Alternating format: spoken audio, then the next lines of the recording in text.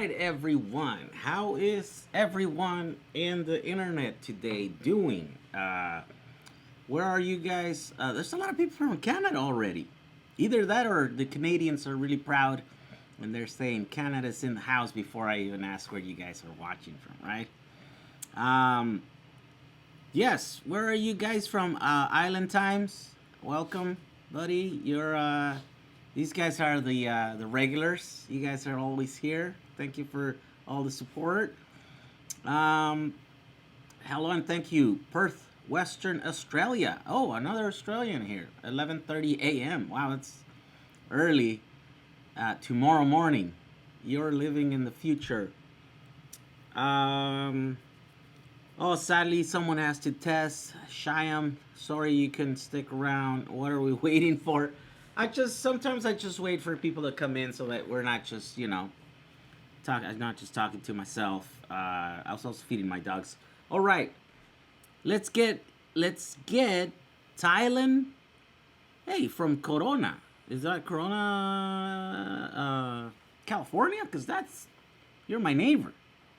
If that's the case. Um, Ice news. Nobody cares about ice news. Actually, no. There might be some people. Cars, cars that make noise. What's going on?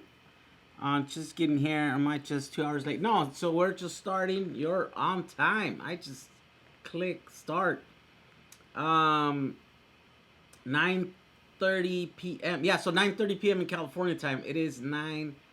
Wait, 9:30. Did I really put 9:30? Oh, oh, that's my mistake. It's not 9:30. It's 8:30. I guess I made a mistake. Whoops. I guess I can change that. Wait, can I change that? I don't know. Who cares, right? Who cares about that? Choice for voice. Thank you for the $6. Let there be no evil in the live Q&A from Toronto, Ontario, Canada. Yeah, but there's like I want to say 10 people from Canada here today. That's crazy. Okay, Norway, Tennessee, Charlotte, North Carolina. Um, oh yeah, the shirts. By the way, okay, so that's a segue. Everybody's asking me about the new or the finalized version of the PCB. Um, I'm gonna make that as soon as I order 100 of the boards of the second version, and I don't want to make the file available because, well, you guys are gonna order it, and if you order it, there might be a mistake. The only way really to tell if there's no mistake in the board design is to actually order some and then test it out. I mean, yeah, test it out. It's a simple board. It's not super complex, so there shouldn't be a lot of things that go wrong. But on top of maybe they're having a mistake in here, there's also always a chance that the manufacturer could have mistakes. So you know what I mean. Like, I'm just trying to eliminate the most obvious ways of having a mistake. I don't want to be like, here's the new board, order it, everyone, and then it's like a big mistake there, and everybody orders boards that don't work, or they half work or whatever. But those are being done now. I think they're gonna either ship them today or tomorrow. The JL PCB is pretty awesome.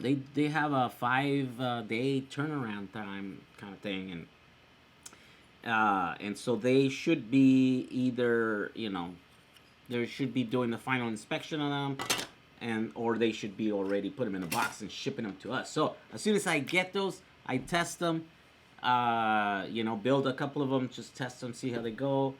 Yeah, those started. Then I'll put the links so you guys can download them, and then I don't know if I'm gonna sell some. So I'm debating if I want to sell some or not, right? Because that just takes away my time from making videos. You know what I mean? Like, so if I sell a bunch of them to you guys, then I'm like putting a bunch of these things together or putting them in boxes, which is like, how long can it take to put it in a box? Well, for someone like me that hates doing that, by the way, it's not like I don't know how to do that. When I laid off my entire staff, I took over the company and I was doing that every day. I know what it is to package things and I just hate it.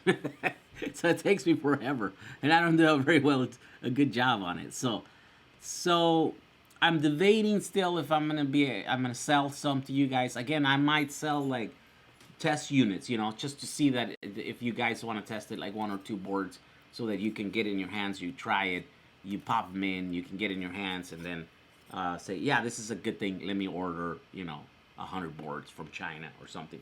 The other thing that is pretty cool is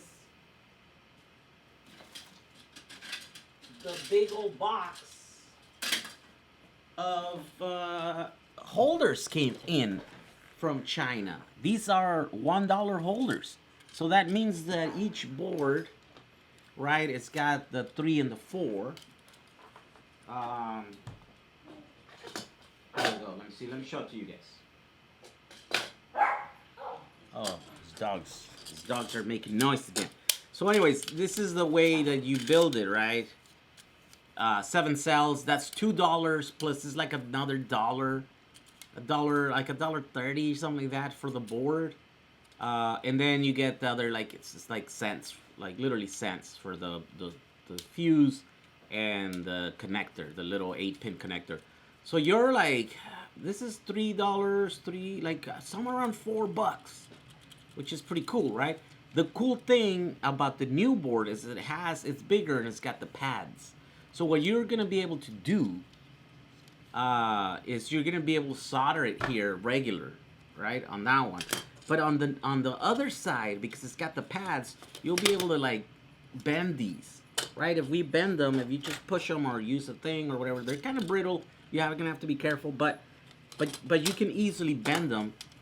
Then what that's gonna allow us to do is we're gonna be able to place it on the other side with those things sticking out, and then you have a place to solder it from the other side. So we will be able to do dual holders on the new design, and it doesn't, the only modifications you have to do is just bend those pins on the one board, on the one side. On the other side, you could get away with just doing it, you know, regular. I think that's, you know, that's what I'm doing. And so then that way you'll basically will have to add $2 more to that board, but then you'll be able to do 7 more cells. So then you double the capacity of that board, and you, yeah, so you, what is it, you cut by 50% the expense of the circuit board, of the PCB. Yeah, and then you didn't add, because then that expense would also been there for the cells if you had another. Yeah, so basically you cut, you know, I don't know, 30% of the cost of this system, I think, by just doing that design. So that, it's what's happening. And also for all of those of you guys that are going to want to push a ton of power through this board for like an e-bike or a skateboard, or I don't know, you guys are gonna make all kinds of things. You guys are not gonna listen to my instructions or any of the warnings on the thing. You're gonna just, you know, that's bound to happen, right? Then the other holder that it has the copper pins, brass pins. I think there are 2 versions. There's like a copper and brass pins. You'll be able to use those, and I order some, and so I'll do a test on that, and I'll be like able to tell you guys how much. Again, you know, do the test where I load it up, try to melt it, and see what happens. It's just so that, you know, I know when people are gonna mess them up or not or whatever. So that's what's happening with that thing. We're super close. I order the standoffs. Oh, so that's the other thing. The standoffs that I have there are 1 inch or 25 millimeters, and those are great for regular, like this, right? Oh my god. For this, you know, single board or whatever, you will have to get an 1.5 inch long one, so if you're gonna do the back-to-back. So I'll have to look for those. These are, we found them for 25 cents. But I also want to test them, because I don't know, you know, how it's brass, but it's Chinese brass. I don't know how much you can load it up, how many amps before it starts getting hot or whatever, melting or stuff. Okay, Now that I got those two things out of the way, let's see what you guys are saying here. What is the difference between the two versions? Yeah, so just go and look at the, well, yeah, it's slightly bigger. It's got more versatility. You'll be able to use two different types of holders. In the new version, you'll be able to, and besides, so the first version was the kind of beta. It wasn't really done. These holes are too big. It had a few issues that are, so this board is not perfect. So some of you guys actually might have, or I don't know if did anybody order like a big batch, or did someone just order, like, test runs of these boards from China. I'm not sure. I know that everybody was starting to get the couple of boards that they ordered through me or whatever. So then, that was the thing. Douglas Bernie, thank you for the $5. Do 1 kilowatt grid tie inverter shut off when the grid goes down, so not to electrocute. Yes, all grid tie inverters, they shut down. They actually need the grid as a reference. They don't know what power to make until you give it a voltage, right? And so then what they do is they match the they match the grid basically, and they add like another 1 or 2 volts on top of it, just so that there's a voltage differential that pushes the power. But as soon as the grid goes down, then the inverters lose their ability to actually push power out. They have to have a reference voltage. That's how they work. I don't know why that is such a weird thing for people to worry about. I don't even understand. Was there a time where that was a problem? It seems from the design point of that device, it seems like they've never been able to, because they have to sync up with the grid, and the easiest way to do that is to have the grid as a reference voltage, right? So I don't understand why people are worried about that, because it doesn't seem like it's ever been a problem, unless there's some kind of equipment that is malfunctioning. But it seems to me, anyways, it seems like it's always been part of the design. But obviously, a ton of people are worried about that, and I don't understand why. So if someone can shed some light into that, I will be. It would help me a lot. Jesus, these guys are just crazy. They're fighting all day. They're fighting. When are you going to stress test this 10 boards set of cheap laptop batteries? Okay, so here's what happened. By the way, am I focused? Yeah. So here's what happened.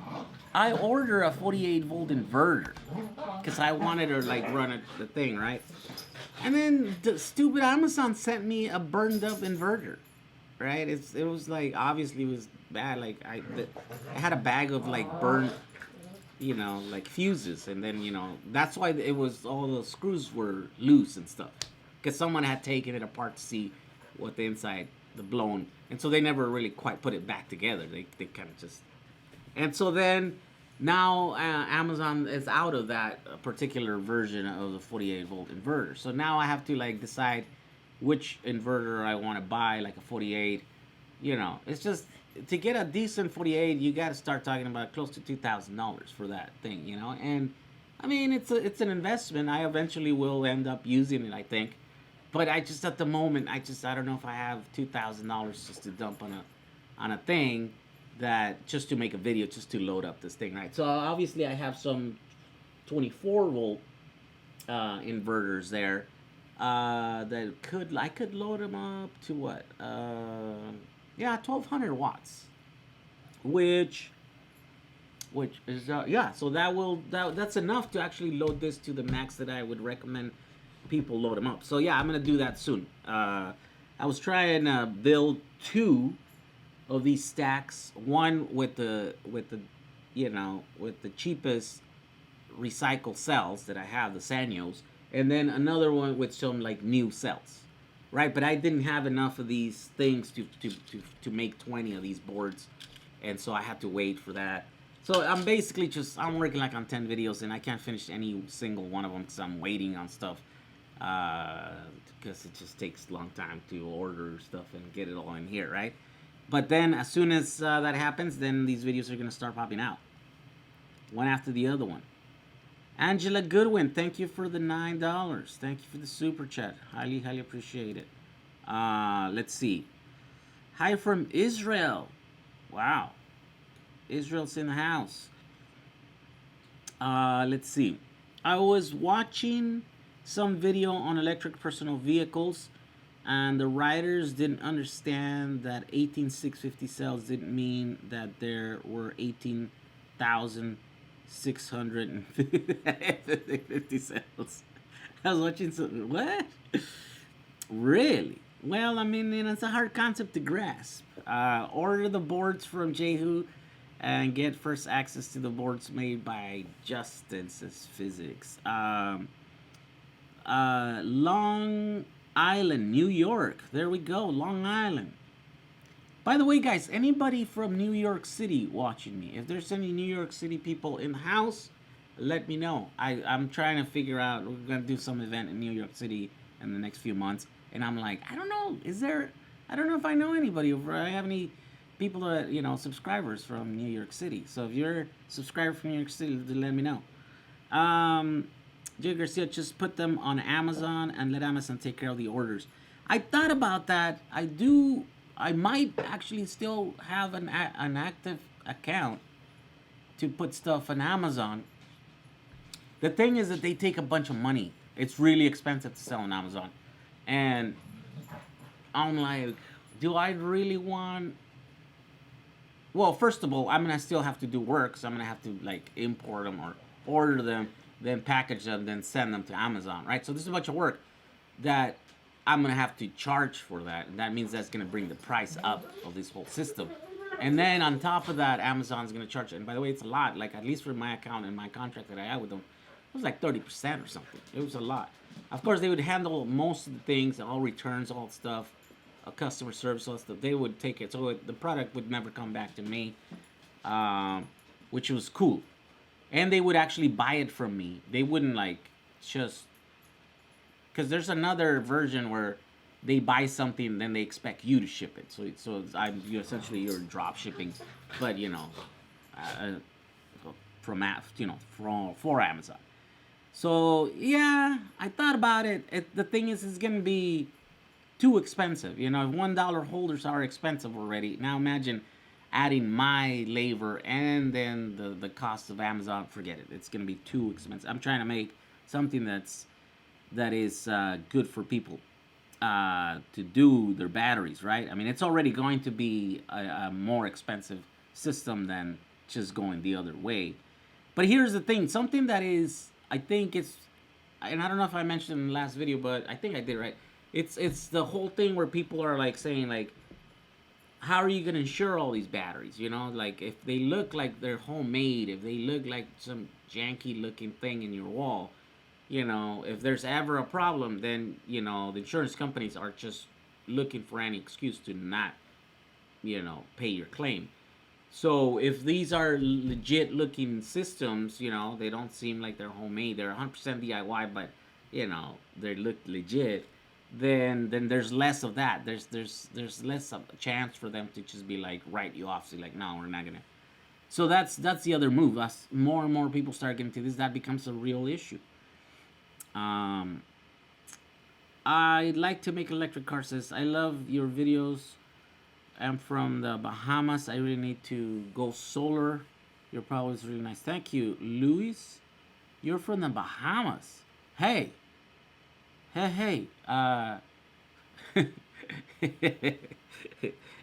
Get all the stuff. I'll go help you install it.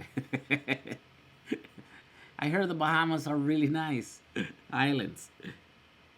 Really pretty islands. You can use SMD holders in both sides. Yep. Oh, is that Justin?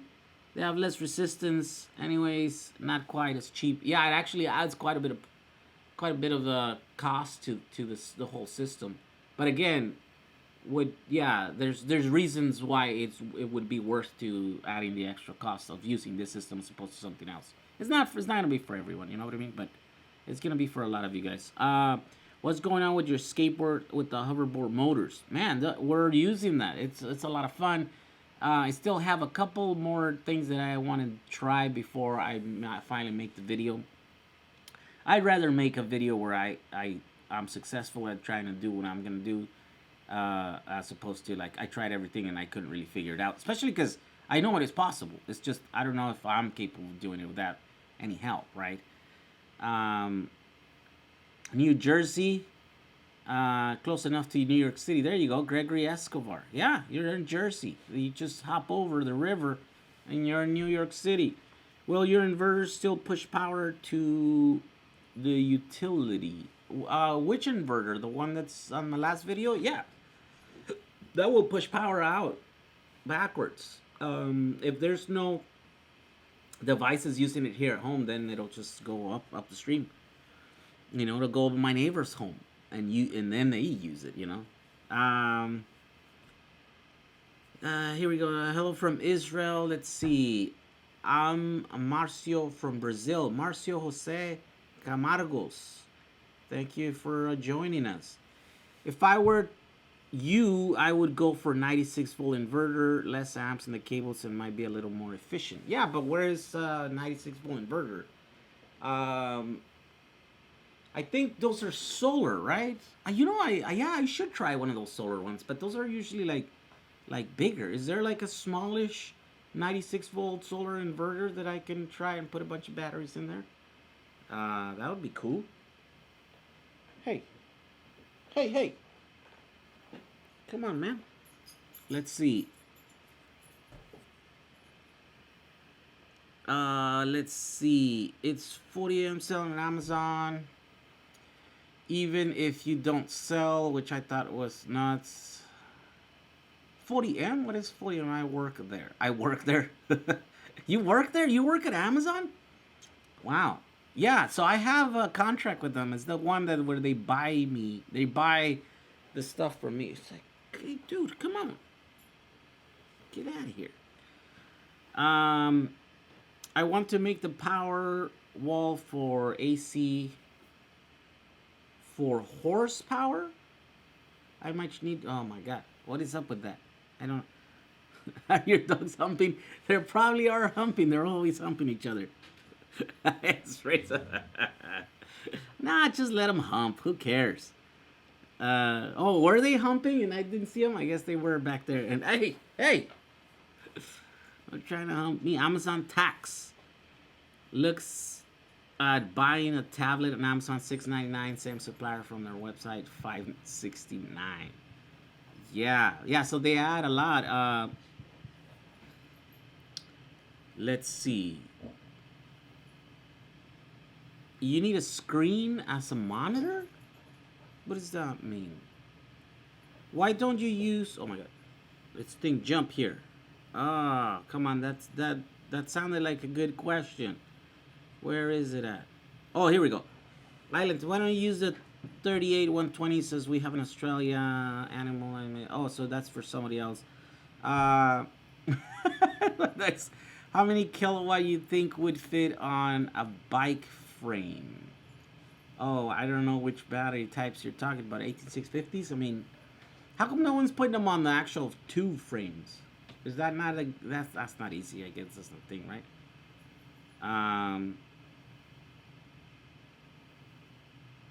Let's see. Yeah, so that's the problem with a lot of these exposed bus bars, as physics is saying. Yeah, that's why we gotta try to kind of like standardize the thing, right? Like, it's a cool thing to see your cells or like, you know, presentation there, like they're all looking at you, but you know, it's not very practical. That would never, like, a commercial product would never do that. Like, you know, on a Tesla Powerwall, you can't see the cells. They're inside of a box. So it's the same thing with these. This is probably not going to be the prettiest system, but when you put this in a box and you open it, you're like, oh, well, this doesn't scream like, you know, DIY or homemade or whatever. And then, you know, if you have the right things, the right connectors, the right, you know, all this other stuff, it'll eventually, it's going to have to become like a real product that people can use and people can easily build following like a set of instructions and stuff. You know what I mean? So that's gonna be. Justin's in the house. Waits for 2 minutes for response. Sorry guys, I'm still way back there. All right, let me forward. I'm gonna piss off everybody that like, oh look at that, Scott Polier. Hi, just dreaming here. But do you think it'd be possible to integrate a battery into a cable? A battery into a cable? Well, I don't know what you mean. Yeah, a big giant cable. Yes, you can put a bunch of batteries in there, but it becomes a box more than a cable. Uh, I mean, it just depends. Um, let's see. Let's see. 18650, not 18659. Did I put 186? No, I didn't put. Did I put? No. Is that for me or for someone else? Uh, I play Fortnite is depressing. Running something at its max for 12 straight hours is really not optimal. Fast equipment death. Yeah, that's not gonna work. But if you run it 10 minutes at a time, then that might be doable. I want to build a DIY Powerwall, but I have 75. Well, that's 18659 cells. Which configuration battery should I use? Well, that depends. What equipment do you want to use? You want to use, don't use 12 volt because the 18650s don't make great 12 volts. Use a 24 volt, and then you have to go 7 cells in series, and then you divide, yeah. You divide 75 or yeah, 75 into 7 by 7, and then you get to see how many in parallel you'll do with that. Or you go 48. That's a better thing if you're gonna go big or whatever. Caputo 1000. Thank you for the $2. Really appreciate it. Jay Garcia, I thought you already knew my channel shows inside the Amazon spheres where only employees are allowed inside. Oh, really? No, I didn't know. Sorry. I haven't been paying attention, I guess. That's cool. Maybe you need to give me some pointers as to how to do the thing. Because here's the thing. I remember uploading products was a big pain. Like, I found the whole process, like, super annoying, confusing, convoluted. Like, it was just like, I was like, I can't deal with this. I'm going to pay someone. So I was letting my employees, I'm like, you guys figure it out. That's your job. Don't get up from that desk until you figure it out. And eventually they did, which is cool. But now it means I can't easily go. I'd have to, like, ask someone that knows. And I go, I pull my hair out trying to figure it out. I'd like your cooling video system, but I was not sure why you did not allow the fans to blow on your tubes. On my tubes and on the inverter as it moved the water through as well. Well, because, because then, no, because that's going to be hot. Well, theoretically, that's going to be blowing hot air, right? Because it's going to be removing the heat from the water that the inverter just heated up. So you want to vent hot air away from the thing that's hot, right? So that's why you don't design a system to blow the thing there. Of course, it didn't get very much hot because there was not a lot of heat being transferred into the pipes to begin with. Because just that paste thing, that paste is designed to be like 1/8 of an inch maximum, to transfer the heat. I think you could do it. It's just, again, I just have to think about that design a little bit more, Maybe, change the pipes to smaller ones. I have some smaller pipes there that I was going to try originally, but then I couldn't find the fitting, so then I was like, well, screw it, I'm just going to go with the big ones. But, Scott Polier says, thank you for the $5. I'm trying to mount some solar panels onto a telephone pole. Got any ideas? Into a telephone pole? So I've seen people do like a little, like a little stand thing. They just tilt it, south where the sun is at, and then they go back to the pole with like bars and stuff, right? If you have a glass panel, and they're usually like, I don't know, no bigger than like 18 inches or something like that. I've also seen in Arizona, I've seen they use like those panels that I have on my roof where they're flexible, and they just wrap them around on the pole, because those are really good. They attract like ambient light. They don't have to be like directly facing the sun, right? And so they just wrap them around, and there's a section like this, and it's just around, and then that's how they create it. So it just depends if you're already tied into your thing. There's you might want to think about doing that. Depends what the energy, how much energy you're trying to get off of a panel that's on top of a thing. Let's see. I got my first batch of boards from you the other day. Uh, Built one with 28 cells on one board.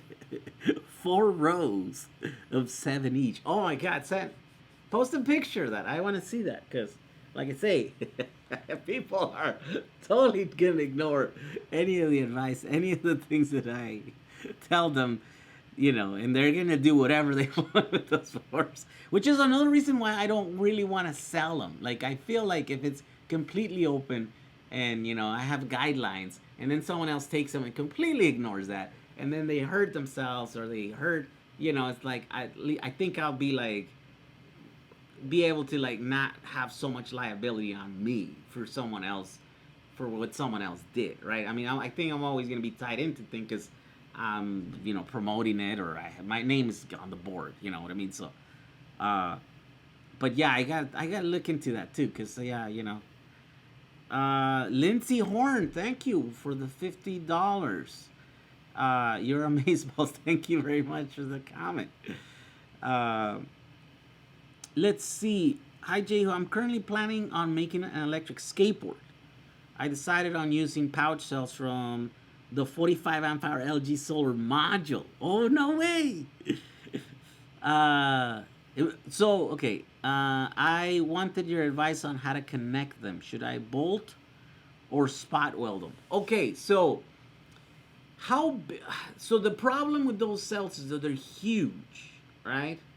And as a result of that, unless you're building like a big like off-road like skateboard or something like that, what you're gonna find out is that you're not gonna be able to fit more. Like, I was able to fit like 6 on mine, and it was on the big heavy side, right? And so what the problem with that is that you're running 6 volts. No, you're running 6 cells, which is what's the voltage on 6 cells? 25 volts or whatever. So yeah, you're not gonna be able to run like a ton of power through that, like, or get a lot of speed, because it's like all these little systems they're running better on 48 volts, and so when you have smaller batteries, then you can do that. But I think, I mean, you could bolt them together, but it's hard. Like, as you saw that other video where like things touch, and then one anode is aluminum, the other anode is or the cathode or whatever it's copper. So you can solder on one, but you can't solder on the other one. So I think spot welding might be better. And by the way, they sell those spot welders like for the auto body thing, or for like sheet metal or whatever. And Tom, battery hookups, he had some guys experimenting with doing the thing, and they actually got it down for those pouch cells. They would cut some pieces of like extra metal, and then they would put those in there to like dissipate the heat because it was too strong, and they were able to like spot weld the things, and it was easy and it was cheap, and it actually worked. By the way, everybody say hi to my dad. Scott Polier, what are your thoughts on racing water to use as a battery? I got a small creek with a ram pump, pumping water into an old tank sitting on a tall frame. Yeah, so that's actually, it does work. It might not be the most efficient way to, like store energy or whatever, but I mean, it's free energy, and it's a simple battery. Like, imagine how many cycles can you do that? As long as your pump works, right, and your battery. And by the way, he's talking about like, for example, like using solar power, or for example, or using cheap electricity at a time.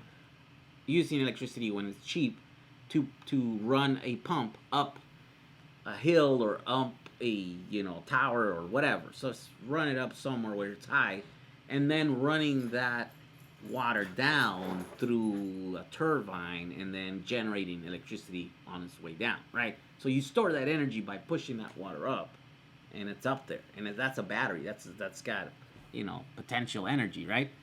And then whenever you need it, you just let it down, and then you create electricity with that. And that's a battery. It's essentially a battery. It's just a water battery.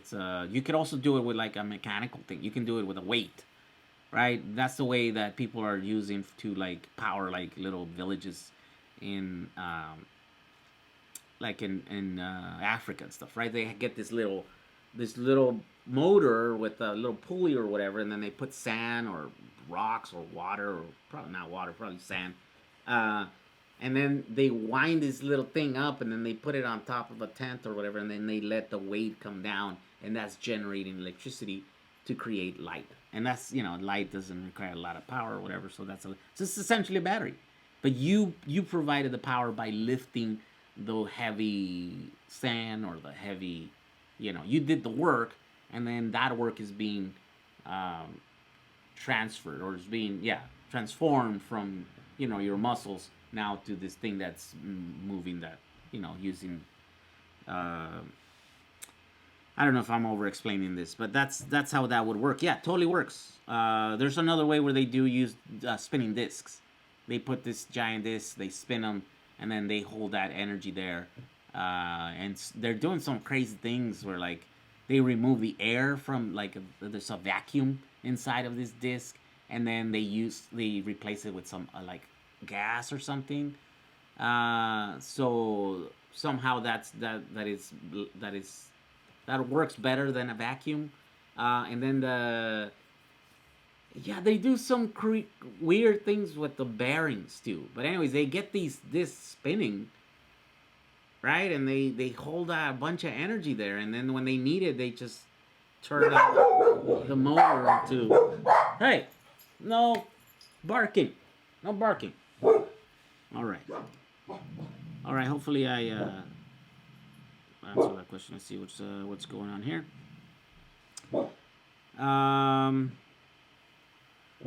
Do you know of any ways to test a battery of how much current it can handle? I'm making a 700 odd cell 72 volt 60 amp hour battery, but would like to test the cell module first. Thanks, Kieran. Yeah, I mean, there's all kinds of ways to put a load, right? Like, you're doing a 72 volt? You can try resistive loads, like a heater, right? Like some coil or something to heat water or whatever. Hey, I'm barking. Or you can try something like more that you can adjust. Like, for example, you could use like a speed controller and a motor, right? And then put a load in that motor. I think like dynos, that's all they are, right? You can put a motor and another motor, and then with one motor you're creating the rotation, the other one you're actually like using as a generator, right? And it goes into like a bank of like resistors to just burn that energy, or you charge a battery, or you do some kind of useful work. You don't have to just burn it. The easiest thing is just to burn it, put some resistors or water heaters or something.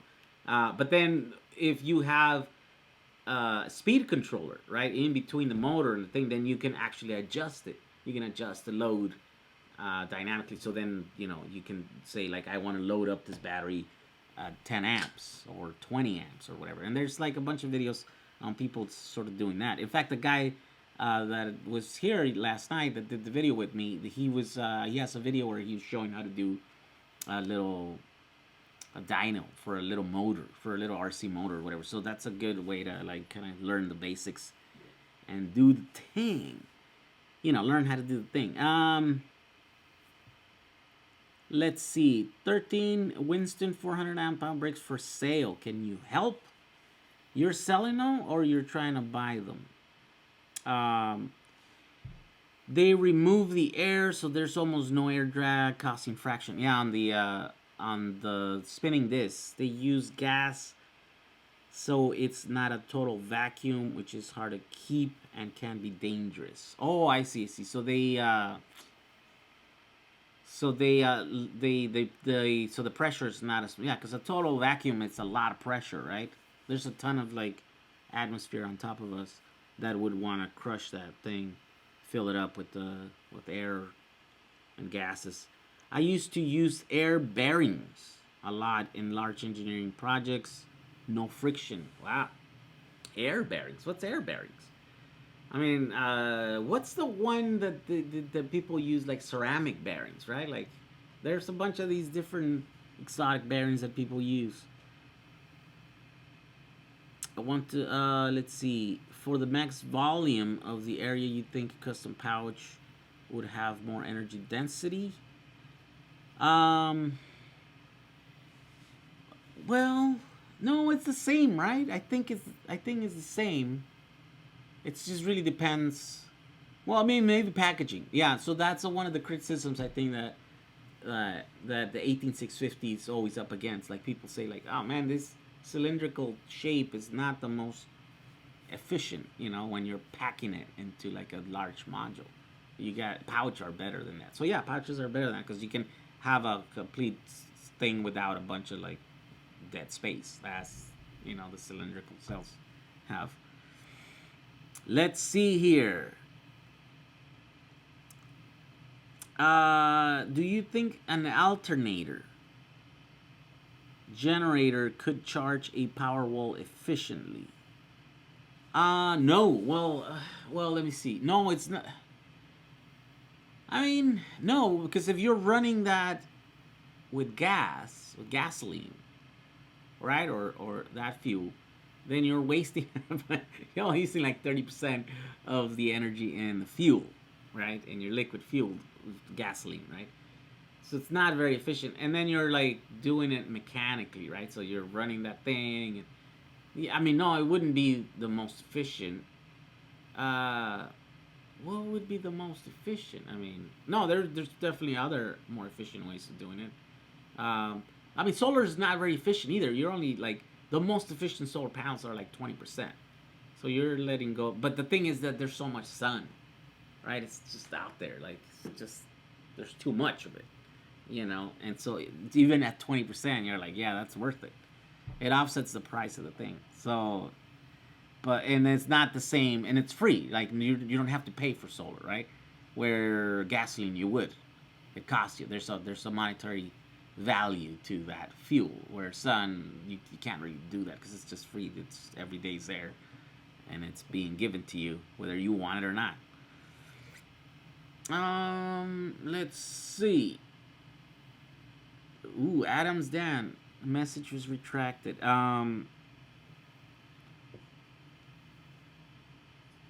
Selling them. Oh, so Adams, you're selling them. You're selling the batteries.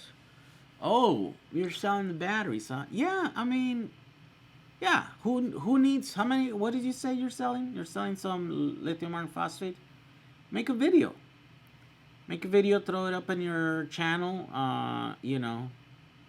I'll throw it in one of the videos or something in the description there. And if anybody wants them, make a video where it describes the condition.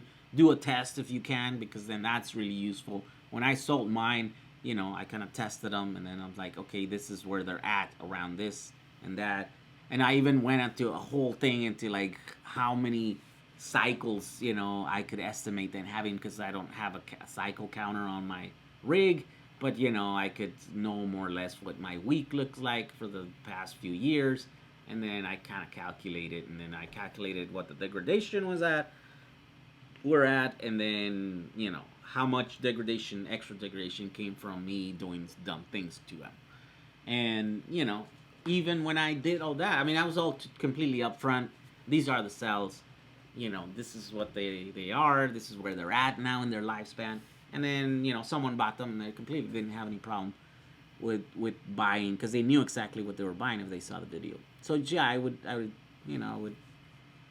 that helps, man. Being upfront with what you're trying to sell, it's always good, because people then, they don't get surprised and they don't come back and be like, man, what is that?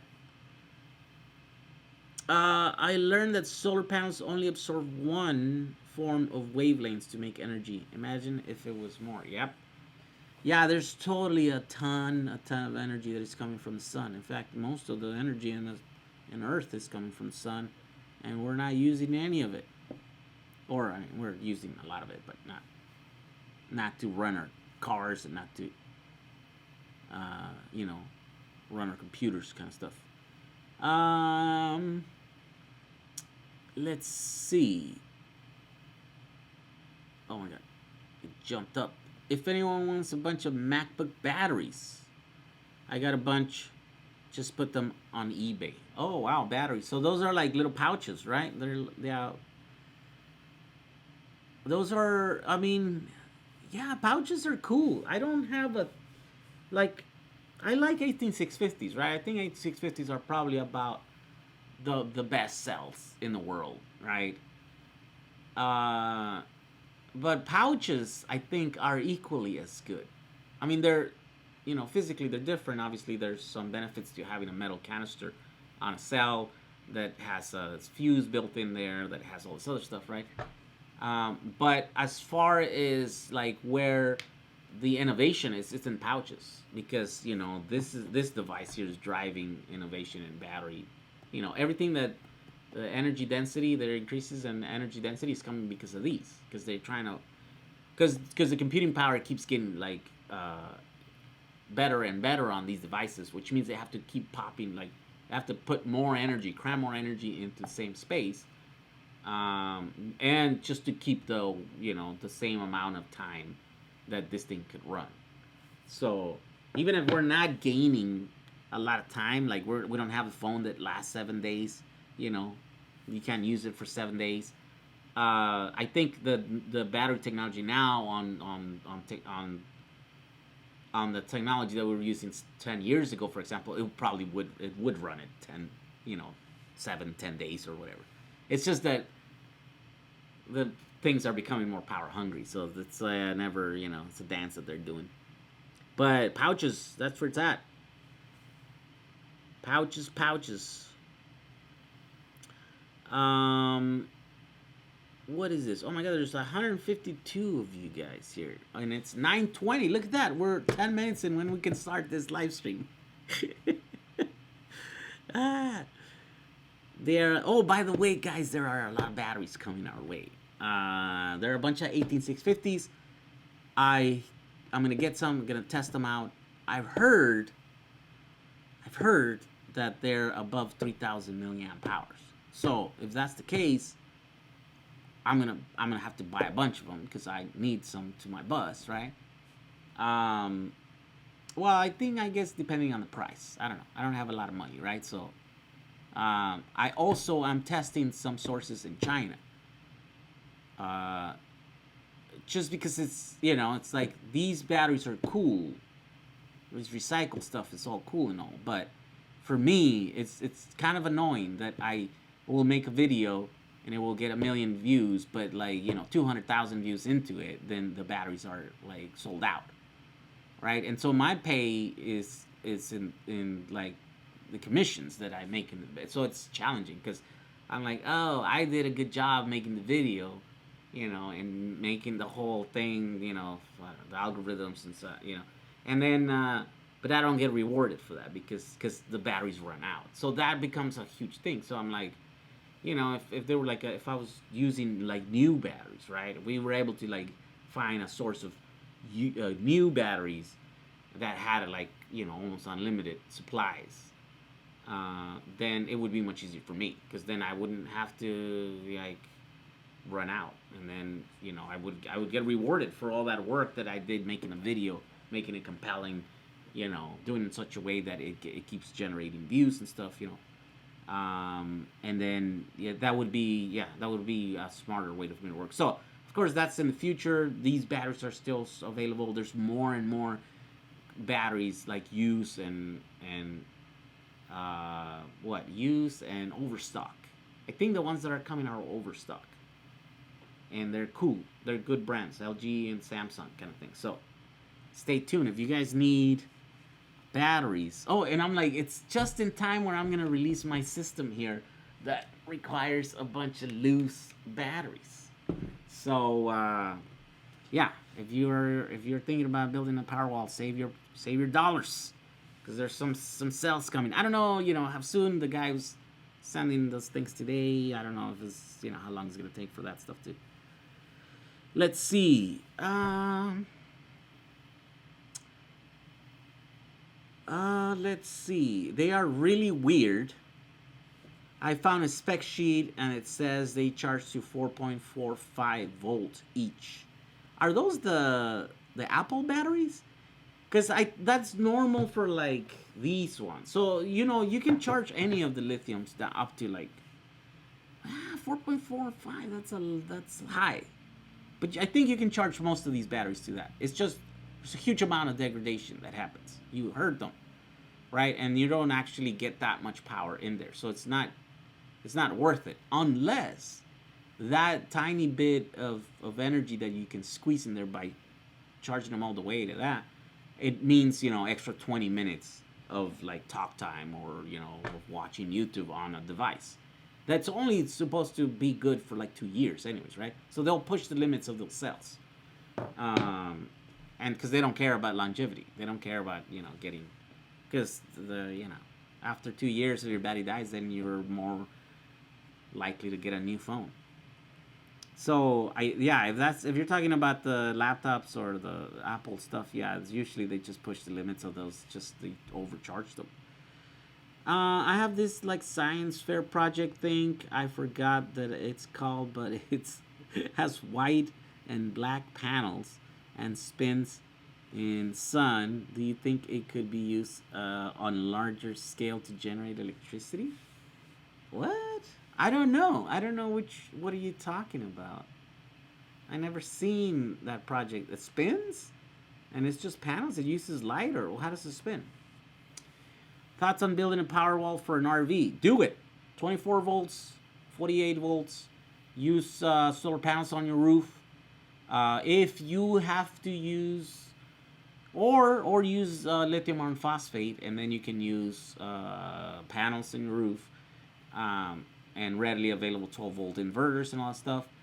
But then you could also use your, the car system, the whatever alternator.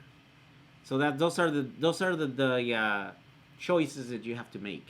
If you want to charge, you could charge 24 volt and 48 volt systems also using the alternator, but you'll have to use an extra device in between there to change from 13.8 or whatever that is your 12 volt system to 24 or 48. But that usually that DC to DC, if you want it of a decent size, then that starts getting like costly and stuff. And so, getting the right battery, the right voltage is probably the most efficient way of doing the thing.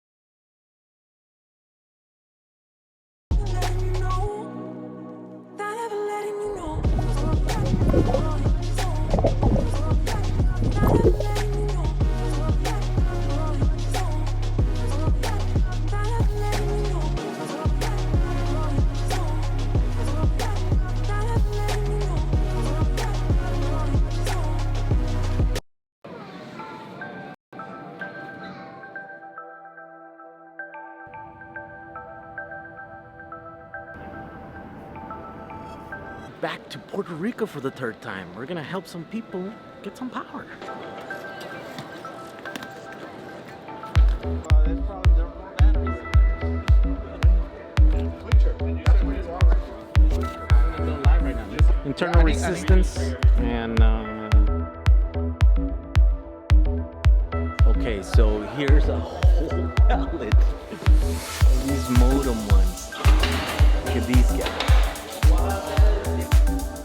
It's 11,000 cells right there.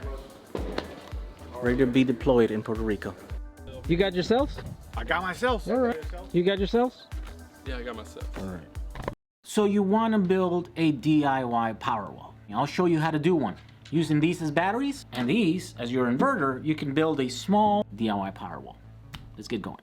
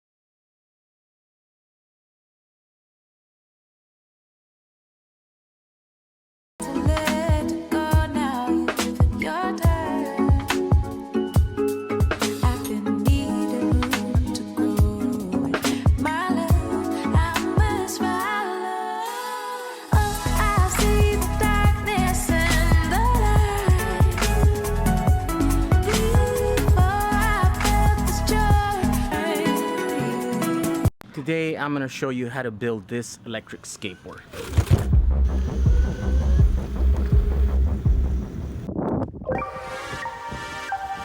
As you know, electric skateboards are a thing now. They've been a thing for a while. There's the expensive ones, there's the cheap ones, and everything in between.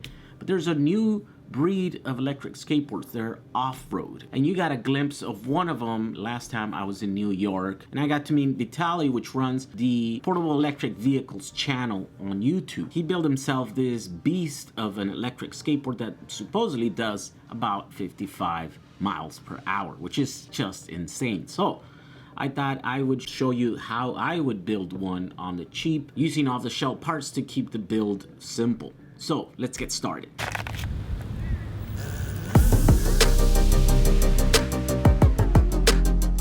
How about let's not get started? How about let's continue this live version of the Q&A.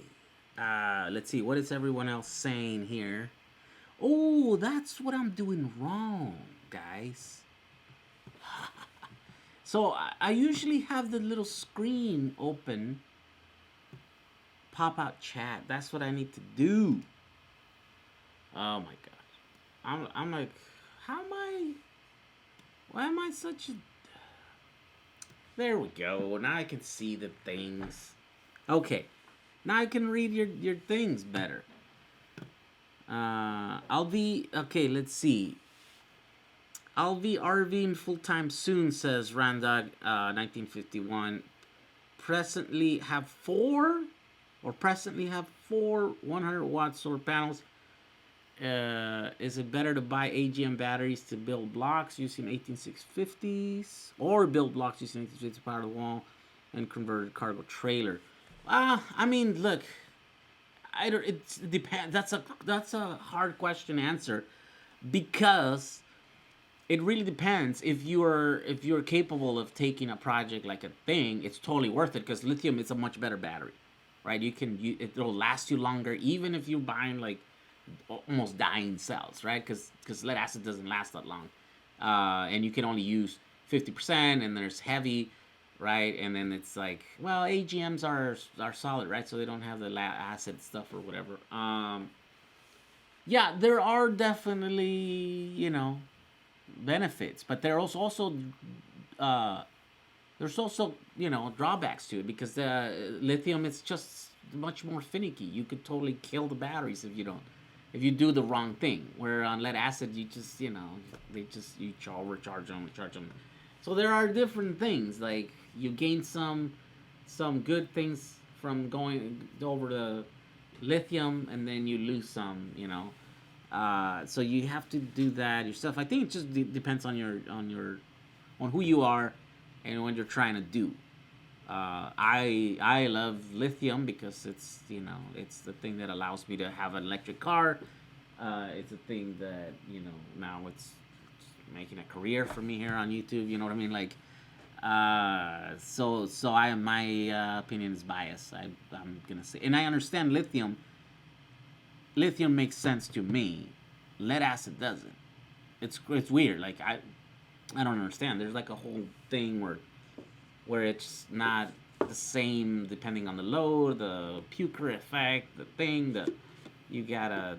Yeah, I don't know anything about lead acid. I don't understand it, and I'm okay with not knowing. Because it's all tech. 10 kilowatt motor in sailboat. What is a better way to power it? Winston 400 amp bricks or a power wall? What's your advice? Well, I mean, depends what you mean by a power wall. Winston 400 amp hour bricks it can be a power wall, right? A power wall is just a thing that is made. If you actually mean like a Tesla power wall, I don't think you can use a Tesla power wall to power a motor, especially the new ones, because those are like AC coupled. So that means it's a battery box with an inverter built in, and then you charge the batteries through the AC, I think, and then you discharge it through the AC. So everything goes through the inverter. So it's got a charger and an inverter, inverter built into the battery box, and you connect them on the AC side. You never get to mess around with the DC side anymore. So at least that's a Powerwall 2. So I don't know if that's what you're referring to, a Powerwall, or you're saying a Powerwall. Powerwall it's a battery. It's a battery for your house. That's what it means, right? I said that it powers your walls. It's that's why it's a Powerwall. So, but you take that same battery and you put it in a boat, and it's no longer a Powerwall. It's a power boat. it's a power jet. Wait, it's a power jet, or it's a power. What's the prop? That's what that becomes. We are back. Okay, let's see. Shout out from LA, Ashton Munoz. Thank you, man. Thank you for joining us. Did you fix the speed problem with the skateboard? Not yet. I actually order a brand, the latest speed controller from that company that makes those, right? And it's not, no, that's terrible. It's super dangerous skateboard. Like, it somehow locks. Like, when you let go of the gas and then you're like going somewhere, like it completely locks, and then it throws you out. It threw me out. That's what I have this thing here. Like, within first 3 minutes, it threw me out 3 times. And then a second time, I was trying to show someone's like, yeah, this thing's like dangerous, and boom, and then it threw me right out. And they're going like, no, that shouldn't have stopped. There's no like rock or nothing. That I was thinking that maybe it was the board that was too like light, but that's not it. So anyways, maybe I should make a video about that, and then so I can save people the trouble and the headache, right? Because everybody is gonna try to buy the new controller because it's a lot better. It's twice the power output, so it's also faster. So that means the timing, it's a little bit faster because it can handle more. Ron says about 10 new subscribers today because he helped me yesterday with the video, and I linked his channel or whatever. Ron is cool. If you guys want to see someone that's doing a bunch of videos every day and is teaching kids and all those stuff and doing a bunch of experiments on their channel, go support Ron. In the last video, I put a link to his channel there. Yeah, that dude needs more subscribers. I don't know why he hasn't gotten any more subscribers. Are you plugging your 1000 watt inverter into the wall socket? Yeah. Yes. Do you need anything in between the charge controller and the batteries to charge the pack? That's right. No. No. So the charge controller is essentially a DC to DC. It's something that will take a load or a power source that is fluctuating, right? Solar panels fluctuate like crazy, especially like if you start putting a bunch of them like in series. I mean, you're talking about 100 volts of fluctuating between, some clouds going by or full sun to like shadow, So the solar charge controller, what they're supposed to do is take that fluctuating DC voltage that's going all over the place and then stabilize it into like whatever the battery needs. So it's a charger that's made to run on a fluctuating thing. And then the MPPT thing is also like it loads on the solar panel side. It loads it to wherever the panels are most efficient. So it doesn't just keep it there. Like it's actually constantly scanning, like hundreds of times per second or whatever, until it finds where it gets the most amount of energy off of the panels. So it'll do that, and it's always constantly doing that because the panels are kind of a weird thing where depending on the amount of sun, it changes. It's like how many amps you load them with. They'll give you more sometimes if you go easier on them. Sometimes, you can go a lot harder on them. You can load them up harder, and then they give you more power. Is he taking an ice cream break? Let's see here. Let's see. Oh my God, you guys are going fast. Jay Garcia, do you need anything in between? Yeah, so I answered that one. I guess when you put the Jay Garcia, it gets my attention because then it's like an orange thing there. I'm not saying everybody put Jay Garcia because then but I'm saying, yeah, that's the thing. Can you talk a little bit more about the new packs with the boards, please? Well, I don't know what part of the packs are you trying to get. Are you having, or should I talk about? Because I kind of feel like I've gone through them a bunch. There's a bunch of videos. Thanks for the input and ideas and what you did for Puerto Rico. You got me hooked. Oh, thank you. That's my main thing, anyways, is to inspire people. Hey, what are you eating? This guy's always eating trash. Did you grab trash? What is that? Where'd you get that from? He doesn't learn. How do you tell a dog to? Okay.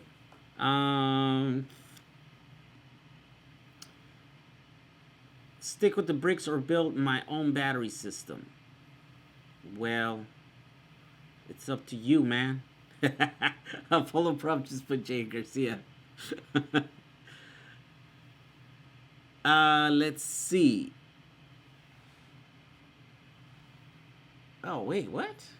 Did the light turn on and I didn't even notice that happened. I just saw it on the thing here.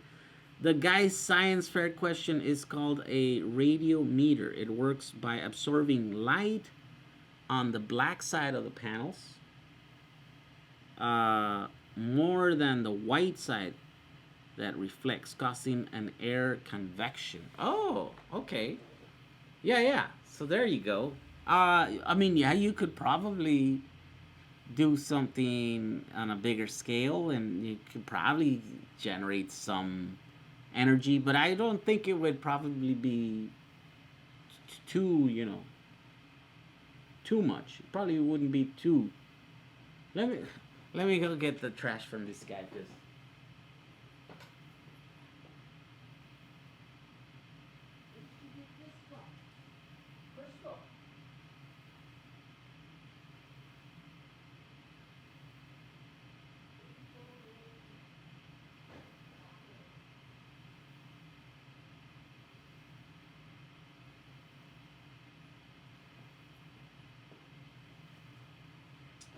I think he ate a bunch of chocolate. I think it was a See's candy bag, and I think that was I think that was Crystal's chocolates, and he probably ate them. Great. Dogs are not supposed to eat chocolates. Uh, how illegal is plugging into the wall socket? It's totally illegal. You need to ask permission from the your service provider, your utility thing, and then once they allow it, then they give you permission. Then you have to, the only way to do it is to get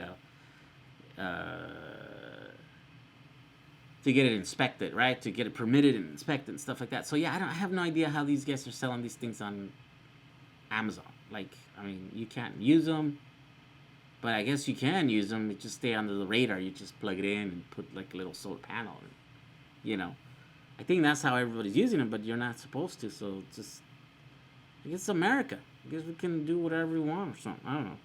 Until you get caught. Let's see.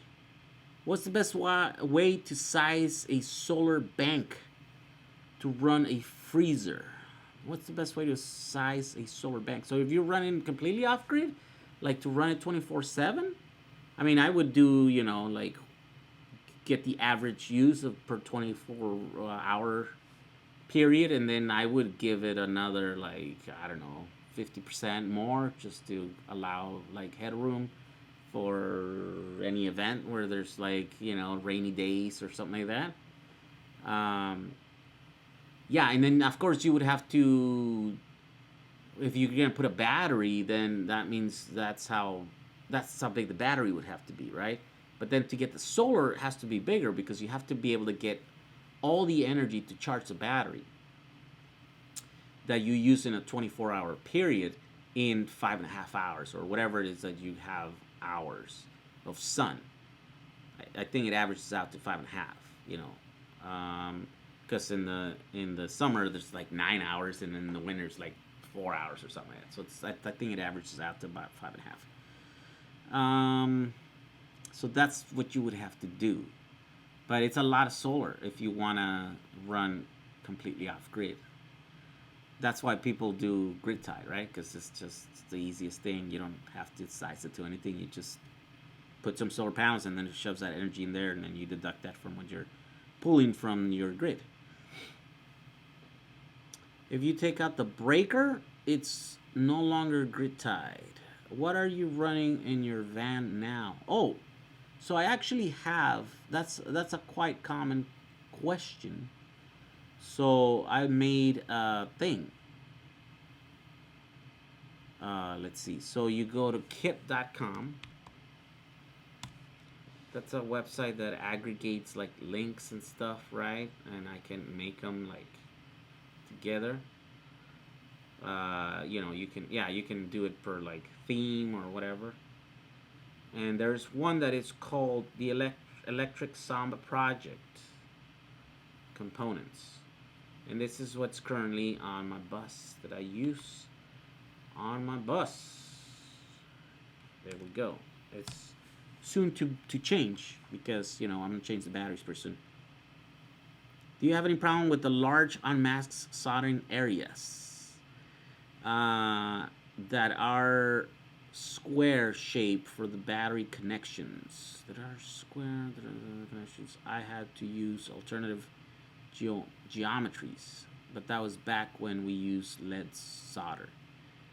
Ooh, so what are you referring to? Are you referring to the board that we're making, or what? On the new version, it's got the large pads, right? But this one doesn't have. Is that what you mean? Like for here? I mean, this one has those traces. They do those, right, so that you can put solder in there, and I don't know, you can increase the capacity of the traces, whatever. You can carry more load or a bigger load. By the way, guys, I don't know what's happening today on my channel, but I have 1,000 new subscribers today in the YouTube channel, and I don't, like, there's no video that's going viral. There's not, like, a bunch of views.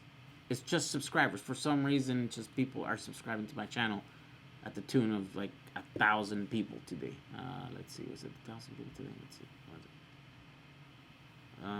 Yeah, it was 900 people yesterday, 800 the day before, then 400 the day before. It's like just crazy. Just what's going on? So if you're a new subscriber, welcome to the channel. That's what we're doing. We just kind of surprised. I don't know what's happening. Seems the current would go to your main panel and go to any other circuit you wanted it to go. Yeah, that's how it would roll. So it would the path of less resistance, right? So if you have any other devices that are on the same circuit, it'll just go straight to there. It won't even those electrons won't even make them to the panel, right?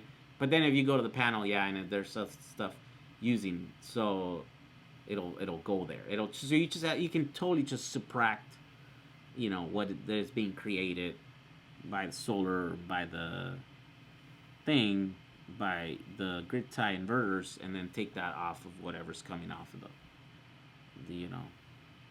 the pole. Let's see. I have the same 1 kilowatt grid tie base in Arizona. Going to add heat sinks to MOSFETs and fans. What about you going to use next? So here's the thing. You might have more you might have a better like opinion or a better understanding of how that works, because I'm like, oh, I could just do this easy thing and throw these like tubes on there and then cool them and keep them cool, right? But then as it turns out, I'm like, no, it's a lot of work, and then they don't even cool that much. So then I'm like, it's not even just it's not worth it. The amount of work to the amount of cooling is not worth it. I might just look for a simplest way, which is to actually throw a fan on top of it, right?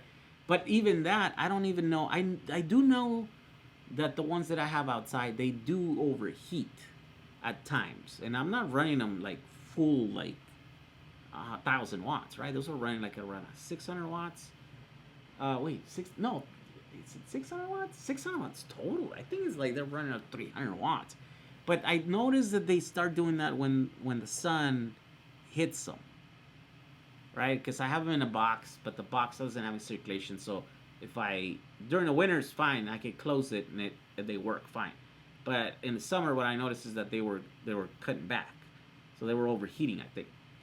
And so then I opened the box, so to let some airflow. I just need to like do something to increase the airflow inside that box, right? So now I open the box, but then in the afternoon the sun directly hits them, and so then now they're starting to do the thermal cutback, I think.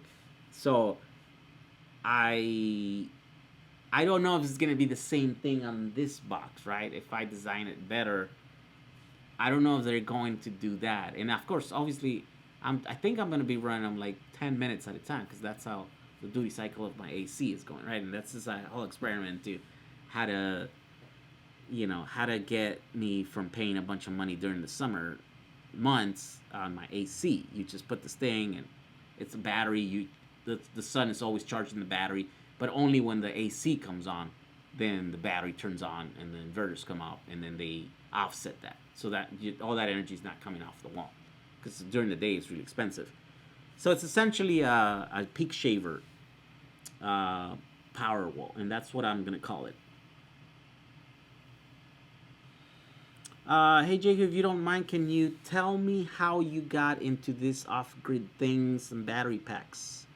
So I wanted a car. I needed a car because I used to drive more than 100 miles a day, and I used to work like 6 to 2, and I'm not a morning person, so I was falling asleep and stuff. So I was like, oh, I'm gonna kill myself. So I kind of quit that job, went into business on my own, and then I got rid of my car. Then eventually, after like 5 years of not owning a car, I was like, this is LA. Nobody walks in LA, and you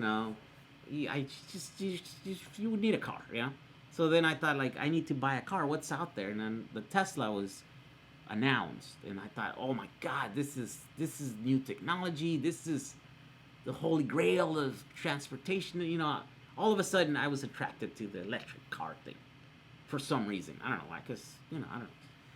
And so I couldn't buy one. So then I decided to make my own electric car. I thought, well, I can't buy it. I just might as well make one. And then it was great because I always wanted a bus, but I never liked the bus, the engine. I never liked the BW engines because they suck and they require a lot of like they always leak oil and they're undersized and yeah, they're terrible, terrible. And so then I thought, well, there it is. You just put an electric motor in there, and you all of a sudden you make this terrible car, right? Into a car that runs like any other car. It doesn't overheat. It's got power. It's clean. And so then I got into that. But then obviously the most expensive thing was the battery. So then I started getting to battery. How do I buy a battery when I can't afford a battery? And so that's why I started looking into like, oh, what if I get all these batteries off of like a PAX,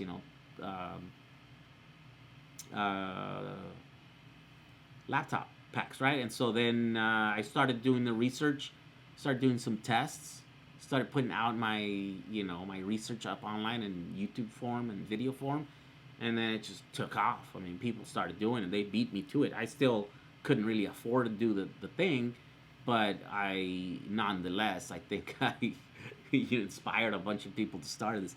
And then the next thing is after I'm running around in my car, then the next thing is like, oh, Powerwalls came out, and I thought, oh my god, this is great. Like, yes, of course, why not? Why wouldn't you use these same batteries to power your home? It's like it totally makes sense. So then it's the same thing. It's just it was the next step.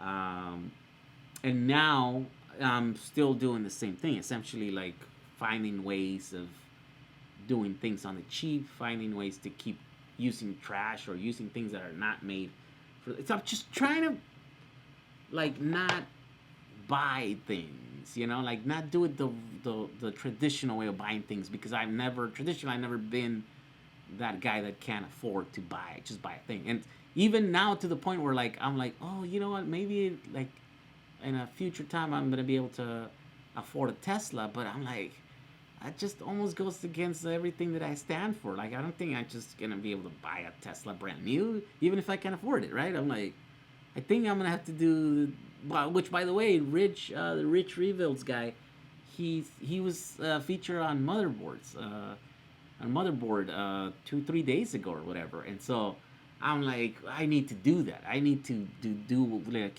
kind of do a collaboration with them and buy 2 cars.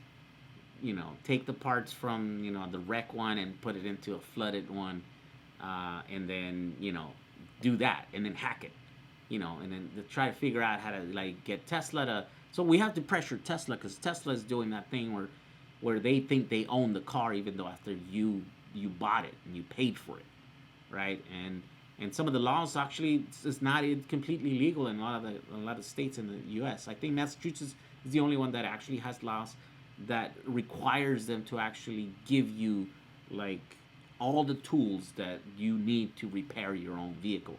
Everywhere else, they're not in any obligation to actually do it. Like they just don't like you. They're like, no, we don't want to service your car because because you didn't buy it new, because we don't like you, like, which is crazy. And so I think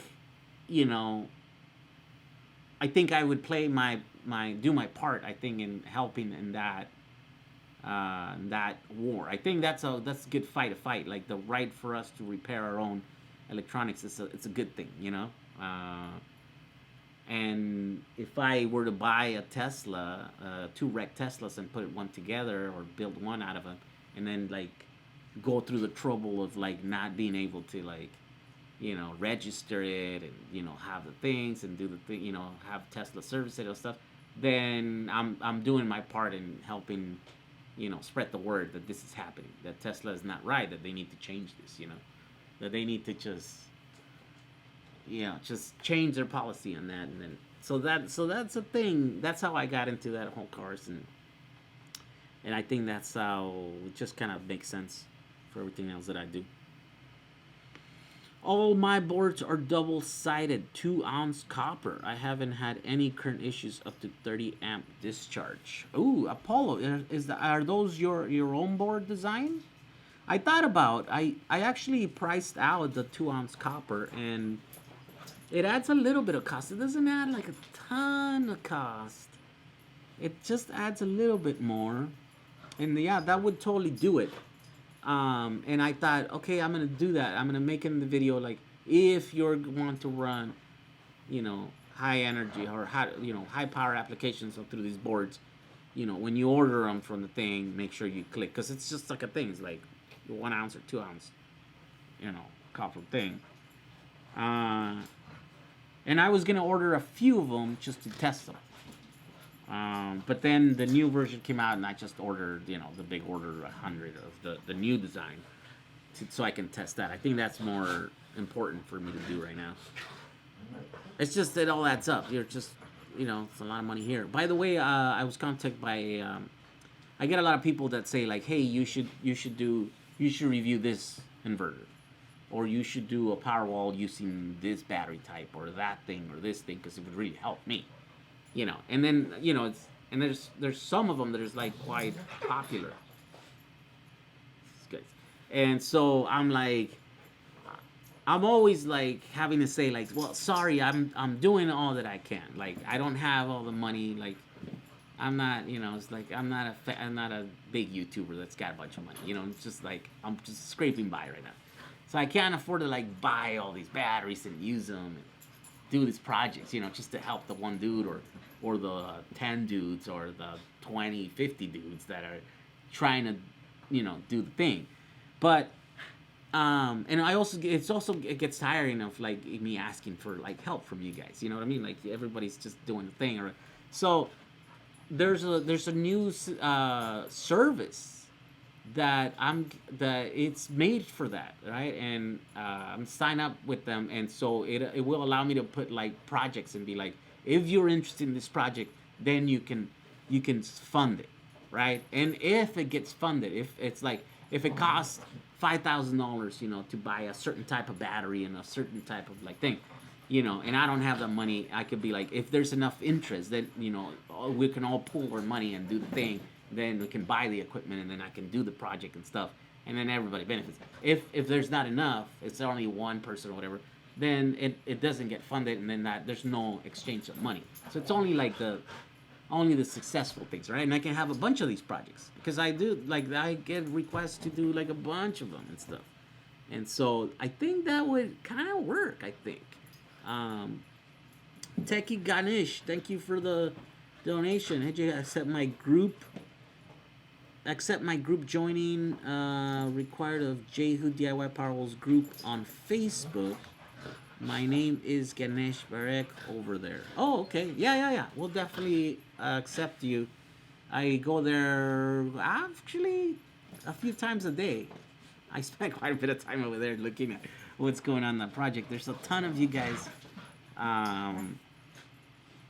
submitting pictures and projects and stuff, man. It's crazy. By the way, for those of you who don't know, if you guys, there's any new ones that don't know what I'm talking about, let's see, do I have a link here? Nope, don't have a new one.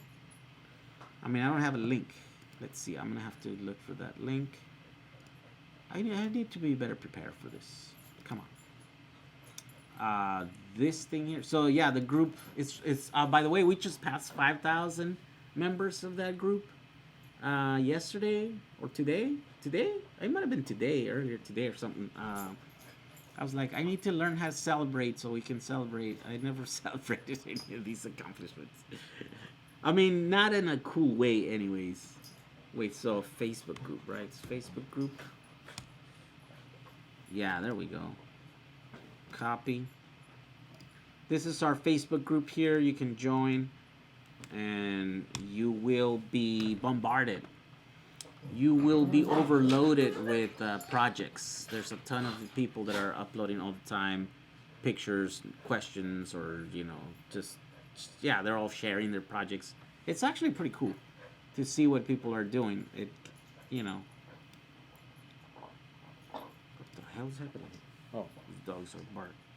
So let's see. Can you mix 18650 packs with the 400 amp bricks to make a 48 volt system to run electric motor? Well, yes, if they're you just well, yes, you could totally do it. You just have to make sure because those are lithium iron phosphate, right? And then the 18650s are probably most likely going to be lithium coal oxide. I, that said, though, I did that for many years. I ran 30s lithium coal oxide with 35 as lithium iron phosphate in my bus, so you can totally do it.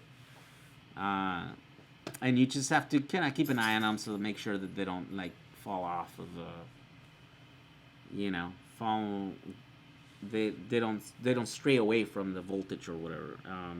And if you have good quality cells, they won't do that. But by the way, the what are those yellow ones? What did you see? The Cal batteries, not the best quality cells. They're like they fluctuate a bunch, and they when you start using them, they actually degrade at different rates. They don't degrade at the same like the 18650s. The 18650s tend to like stay closer together. Like those are. So you just kind of have to watch for that. I sorry lost that link talking about a bunch of. Okay, so let's see. Rob says 2 ounce double sided and lots of stitching in the vias between layers. I'm doing a double sided battery setup like you were talking about, 14S per side, parallel. Oh, parallels. Okay, so your board is like 1S or yeah, 1S, a bunch of them parallel. Oh yeah, so you're gonna be running a bunch of amperage to those, so you kind of need the 2 ounce double sided. Oh, post some pictures in our group, man. I want to see what you guys are doing. I have a couple more boards that I'm thinking of doing. There's according to Tom, there's gonna be about 500,000 of these cells per year. And these are look at this. This is ready to go. Look, all they have already a micro JST connector, and I'm like, oh my god, these things are awesome, right? I'm like, I could just make a board, and then put a bunch of like micro JST connectors, and you just and you're done. You know, you can do 7S, you can do 4S, you can do whatever you want. I can do 30S and use them to power my car. So it kind of makes sense because there's going to be a lot of these. 500,000 a year. He's estimating that's how much the contract's going to be. So it's like, damn, okay, we got to we got to figure something out for this because that's a lot of batteries. And so all of a sudden, it's worth it.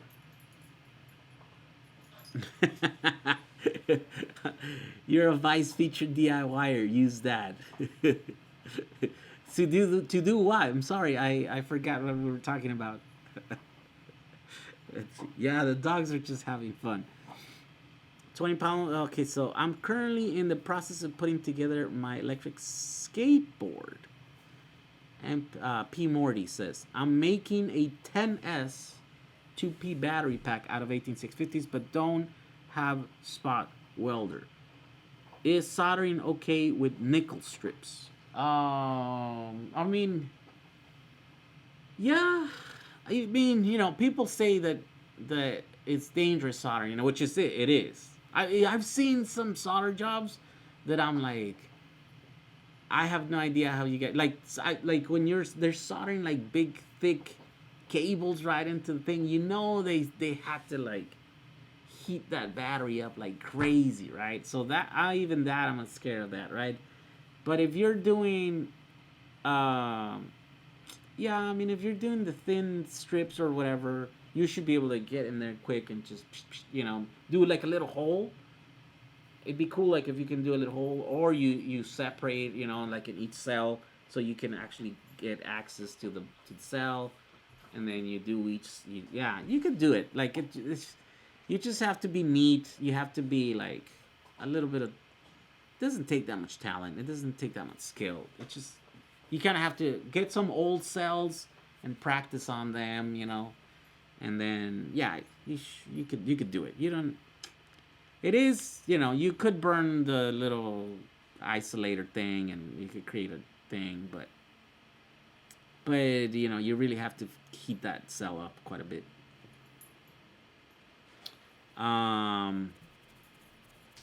Let's see. Okay, another question. Let's see. For high amp, is anyone doing flipboarding where there is a small spacer, then a second board to avoid small traces? Oh, I see what you're saying. So one board will be like the positive one, another board will do the. Yeah. Well, no. I mean, I don't think. I don't think. I mean, yeah, that's a good idea, and you could totally do it if you needed that, huge amounts of power. I might have to look into that. So nah, I won't. I wouldn't have to do it. So I'm going to make my battery for my bus. Right, my bus can pull about 700 amps, so it's quite a bit. Um, and I'm also going to do sort of like modules like this, where there are 30 cells in a module, right? And it's 111 volt nominal module, and then I'm gonna have another module, and it's 11. So that way we can just like parallel everything. Um, so yeah, I might. So each board is not gonna be pushing full power. You know what I mean? Like, so it's gonna be however many boards or modules. You know, it's gonna be 700 divided by the number of modules. So I don't think I'll get to that point where I'm gonna be having to run that kind of power through a PCB that I have to do those sort of techniques. So yeah, I mean, yeah, there's definitely some applications I think that is going to require that. More headways, 200 amp. By the way, there are more coming up. He said. He was kind of surprised that there were going to be more available, but what's today? Tuesday? Yeah. Are they up? Don't tell me they're up. And because he did said Monday, but I thought it's Tuesday already, so maybe I didn't pay attention. And they're up. Let's see. How do I?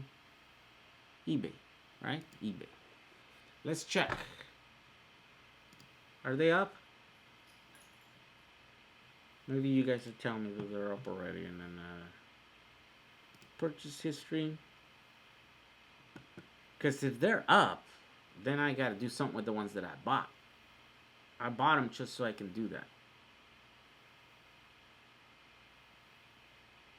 Okay, here we go. Click on that. No, 0 available. Visit store. He doesn't have any more up right now, right? Oh, come on, man. No. Yeah, I actually do that. Like the same thing you guys do. I go every day and look at what everybody's posting. Like, is there any new batteries available?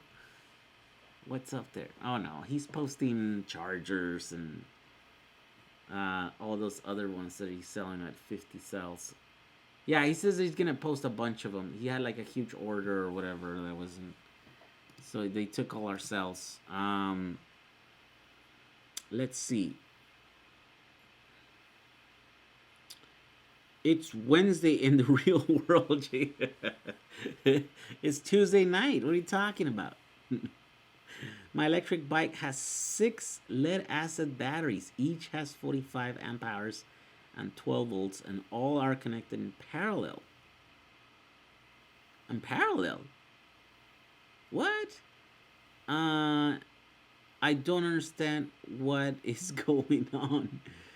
6 lead acid batteries, 45 amp hours, 12 volts. So you're running a 12 volt? A 12 volt electric bike with 6, 45. So yeah, like a couple hundred amp hours. Wow. Yeah, you could definitely change that to lithium, and you could cut that weight by 1/3 to 1/3 of what you have right now, and you probably can gain some capacity.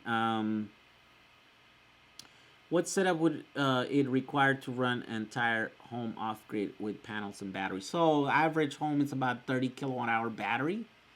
Wait, but you want to go, another 10-15% more. So I would say like 45, 50 kilowatt hour battery. And then you need to charge that in 5.5 hours. Well, what is that, like 7 kilowatt hour, 7 kilowatt system, solar system? So if you had a 50 kilowatt hour and you divide that by 5.5. Ooh, 9. It's a 9 kilowatt worth of panels in your roof. It would require to charge that battery up from completely empty to fully charged, and then you can use that entire battery to run your entire home. That's the average. Then you gotta estimate. You gotta find out where you are in the spectrum. You know, if you're average, that's about what it's gonna be. If you're under, you can get away with less. A lot of homes, a lot of people use a lot more power. There's one guy that posted in the Powerwall group that he was using, what did he say? 150 kilowatt, 149 kilowatts a day or something. He was in Florida, and they're like, "What are you doing? Like, how are you guys using so much energy? That's crazy." I have 2 electric cars, and I am only using like about 30 kilowatt hours a day. Although this summer it's actually more, it's like 60. So, William, what's this? Just a random idea. Individual cells on belts, like a belt-fed gun, but held on each side for positive and negative, where it's more like a chain that holds them, and the chain is also a bus. Yeah, you could do that, definitely. Bought 16 headways. I bought a BMS from China that's for 48 volts. Someone said it would use 15, not 16 cells. For 48? No, you gotta use more than that, no? 3.2 volts. Do the math. 3.2 volts. And you want 48 volts, so 3.2. Come on.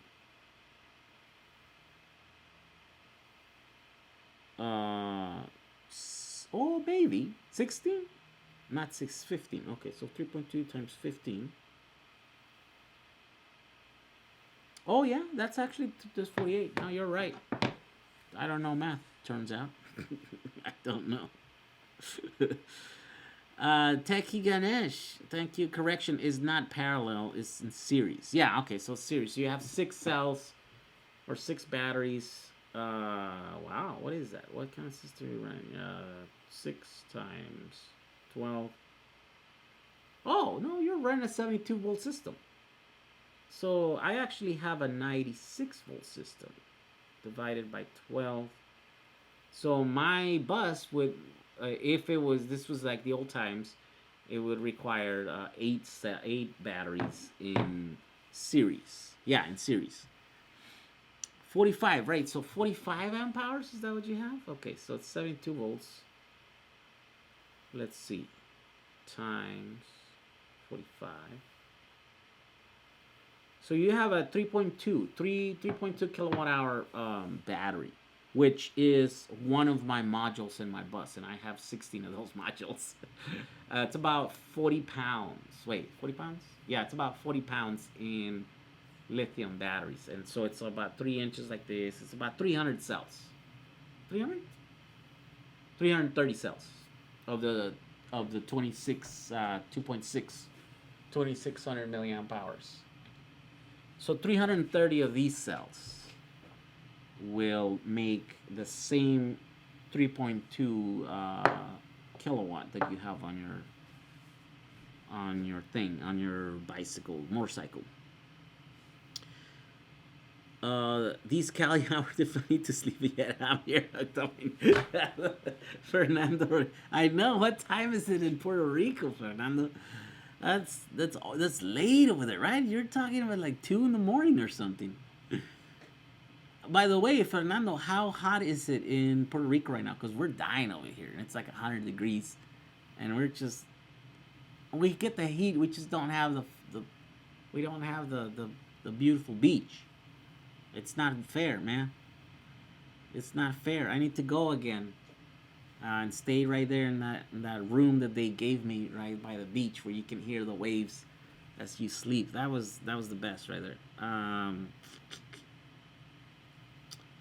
Let's see. Big homes waste so much energy with MT systems. What's MT systems? MT systems? Um, 58 cents. Megawatt is instantaneous power, not energy. So the question is somewhat incomplete. Oh, okay. What is your suggestions for budding electrical engineers? For budding electrical engineers? Like, I'm right now doing my grad in electrical. What field of further specialization would you suggest me to go into, and where? Oh man, yeah, that's a hard one because I don't really know what's out there. You know what I mean? Like, I don't know what the markets look like. I don't know what the job markets look like. You know what I mean? But uh, yeah, I mean, if you know how to do batteries, look at me. I'm like, I just know, I know something about batteries, and then all of a sudden I have a job. And and by the way, it's the wrong job because I don't want to be the battery expert. Again, I'm always saying, like, I'm a content creator first, battery guy second. Then my content just happens to be about batteries because it's a hot thing, and I have some knowledge on it, right? But I mean, if you knew what I know about batteries, you could have any of the like 20 jobs that have been offered to me in the last 6 months. There's people that are just like, hey, we'll pay you, just do this thing for us. Come figure how to build this battery system for us. To do this thing over here. You know, let's join our startup. You know what I mean? I have so many startups that I've been offered to start. And I'm like, no, dudes, that's not my mission. That's not my thing. It's cool. I mean, there's so many ways to make money for me right now, but I'm trying to do it in this specific way that I have interest, and it's this whole creating content. Um, and I guess it's, yeah. Sometimes a lot of people don't see it because they see my video and they're like, "Oh, this dude's trying to build batteries." Like, no, I'm not trying. I'm trying to make videos, that are compelling. So yeah, I mean, if you wanna, yeah, if you wanna know, if batteries are the future, man, there's gonna be a lot of batteries, and so if you can, target your education into some kind of battery technology, you're gonna be good. You're gonna be able to have a job, I think. Um, Jehu, I love your channel, and you've inspired me to build an electric car with a 96-volt motor. There we go. It's 1,000-watt inverter enough? And what's the absolute minimum number of 18650s? I keep getting confused. Well, depends. Depends on your car. Like, no, 1,000-watt. No, 1,000-watt is nothing. So, to give you an idea, it depends on your car, right? Because if it's like you can have a 96-volt like electric skateboard, right? And 1,000-watt inverter would be, no, that wouldn't even be enough. I mean, that would be okay. That would be enough to power you to run around, right? But if you're talking about like a vehicle, like a big vehicle, like a car, like, I don't know, something that, I don't know where you are in the world, but like if it's a full size car like mine's a 3,000-pound vehicle, right? 96-volt. My controller's 80 kilowatt, so 80,000 watts. That's what I need to run it. And by the way, that's only 100 horsepower, so that's not a ton of power when it comes to a car. And I have 50 kilowatt hours worth of battery. You don't have to have that much battery, but it's not like a huge amount of battery. It's like, it's about 100 to 150 miles worth of range. But it's by no means a huge battery. You look at any Tesla, it's got like almost twice that, right? They start like at 85. No, there's a 60. There was a 60 back in the day, and the 72 kilowatt hour, and then there's the 85, and then the 90. Now they're like 100. So the hundreds have like twice more energy than I have, or more battery than I have. So yeah, you have to really, yeah. I don't know what kind of vehicle you're trying to. Because you say electric car, but I mean, that could be anything. It's getting hotter to the point that my solar panels are overheating and producing poorly. Wow. You need to get some water up there. Oh, yeah, what happens? I mean, Well, if your solar panels are not sealed correctly, then yeah. And if you have like large, right? If you're having one of these systems that have like a bunch of them in series, yeah. I was cleaning my panels the other day because they're super dirty, and I was like, oh what? Oh, I'm running 40-volt system, so it's like nothing, right? Nothing will happen. I'm surprised you didn't set up shop in Puerto Rico. No, well, not yet. It's not that it hasn't crossed my mind. I think I'm gonna be going to Puerto Rico. It won't be the last time I go to Puerto Rico. PCB design is good money. Well, there you go. If you enjoy doing that sort of stuff, doing school pickup now, 3 p.m. in Australia. Wow, 3 p.m. All right. Jehu has 48 kilowatt. Yeah, 48 kilowatt in my Samba. I sometimes round up to 50. Solar panel on the roof of the car, feasible or not? Texas. Yeah, you can get about a kilowatt hour worth of energy off of your roof, unless you have like a giant like school bus or something. But then even if you have a school bus, and you get 10 kilowatt hours, that's not enough to go that far, right? Because it's a giant thing. It's not worth it. It's definitely not worth it. I mean, you can make some energy, but it's like nothing.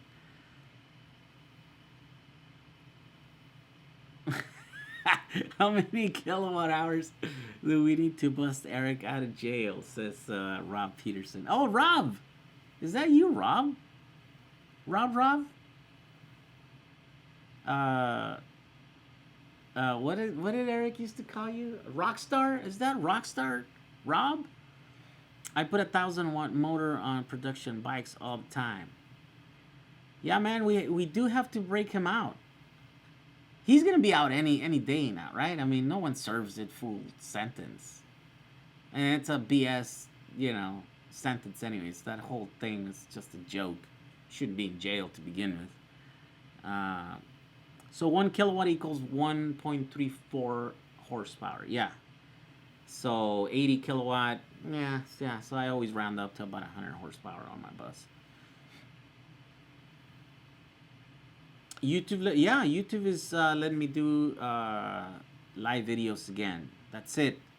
I'm no longer I'm no longer restricted. They restricted me for 3 months. Jerks. The hotter the panels get, the worse the performance. They top out performance around 65 Fahrenheit. 65? They top out performance. So if you can keep them at 65, that's the sweet spot. That's the most you'll get out of them. Yeah, that's crazy. That's cool. You don't get airflow under. No, I don't get airflow under my panels. They're straight on the thing, so they get they cook. They start cooking. 150 degrees probably. That's what my panels are running all day. Probably more than that. I should go with my thermal camera out there one day, and then check how hot they are. Yeah, dude, I probably it's gonna be like 200 degrees. I bet. How's it going, Frank B? There will always be jobs for electrical engineers and waste MET professionals. Rip. Let's see. Get water-cooled solar panels. Place PEX or copper tubing behind them and use for your domestic hot water needs, or actively pump water through and use cooling fans. Oh, I mean, that is a thing. You could do that. You could use the heat there to and then they're up there anyways. But yeah, then I mean, if you make it easy enough, I have some copper pipes that I'm probably not gonna end up using. Anybody need them? His recycling business still okay while he's in the clink?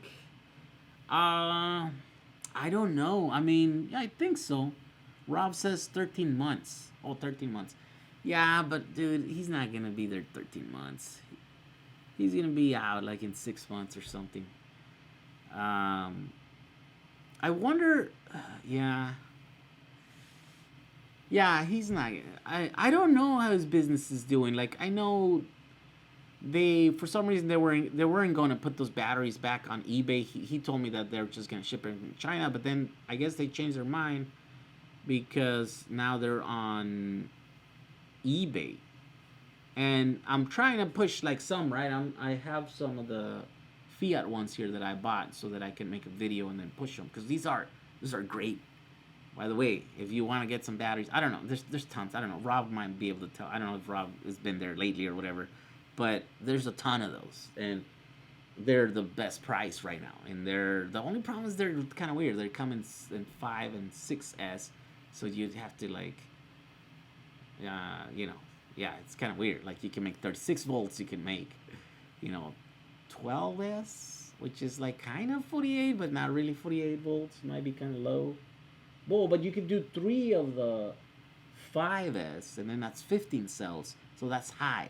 See, so you can never really get there. Like, you're 1 cell too much, 2 cells too low, but they're super cheap. That's like less than $130 a kilowatt hour, and it's not a ton of work because they already come kind of prepackaged in those things.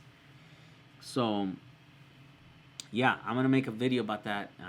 You might want to get some of those before I make that video because I don't know. I might sell them. I might sell them all.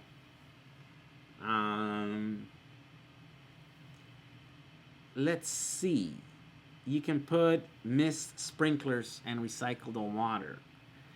Rob Peterson, Eric gave me like 600 18650s. What do you think is the best cheapest device to test capacity? Dude, get those. Get the I have a kit for that. Let me send you a link there. I already tested all the best ones. Hey, why is that going? Is that really stuck way back then? Let me see. So kit.com. Again, why don't I have a link to that? I need to set up a link here so that I can just click on that thing. Okay, here we go. So, battery chargers. So I get a ton of questions about battery chargers, and so I put them in the in this thing here. So the very first one's called Sandfleur. That's the best one right there. That's the best one if you're doing like a bunch of cells. Like I'm gonna do like hundreds of cells, right? How many did you say he got you? Maybe 600. Yeah, so you're gonna be doing hundreds. So yeah, do the first one, that Sandfleur. That's not the cheapest, but that's the one that like gives you most of the info there, so it doesn't require you to push a bunch of buttons. Like you push them. Yeah, it's way less buttons. Actually, it is way. Well, is it? Yeah, so basically you load them up, then you disconnect it, you press one button twice, and then you set all of them to like do the test. And then when you come back, they all showing you the individual capacity, so you can write on them. You're just like, okay, this battery is this capacity, that battery is that capacity. And then you go back and then you click one button on all 4 cells, and then it gives you the internal resistance. So then you write that one in there, and then you're done. With the other ones, you'd have to like press each battery, and then you write it, and then you have to press the other thing, and so that actually takes more time. It's more annoying. Yeah, I totally have done that for a while, and that is the best charger. It's the cheapest, and it lets you like go through them like the quickest. Yeah, and that's the best way if you're gonna do a bunch of them.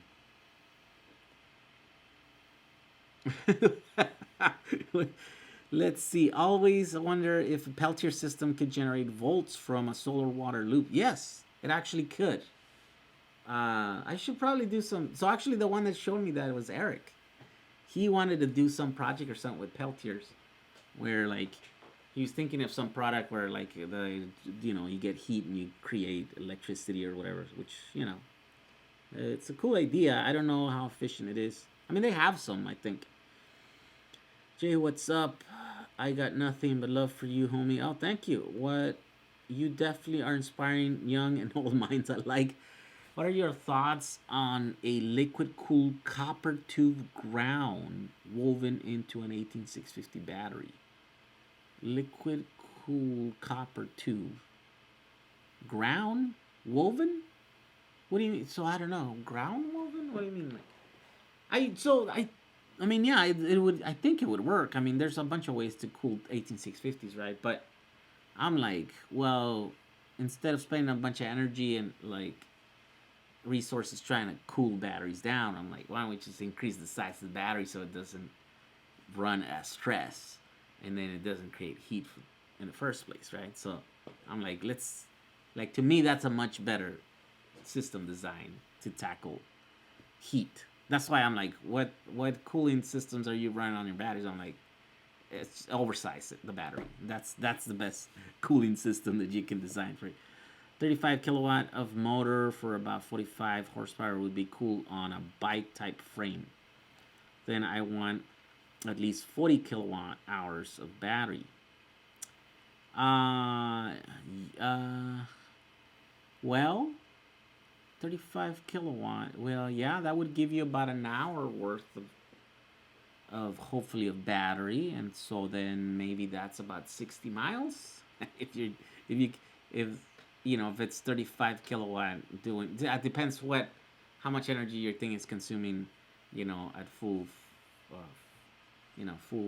speed or whatever. Is there a motor power battery capacity ratio I should look for? Region? Well, I mean, no, it's just so hard because it really depends on the vehicle that you're trying to push. And of course, there's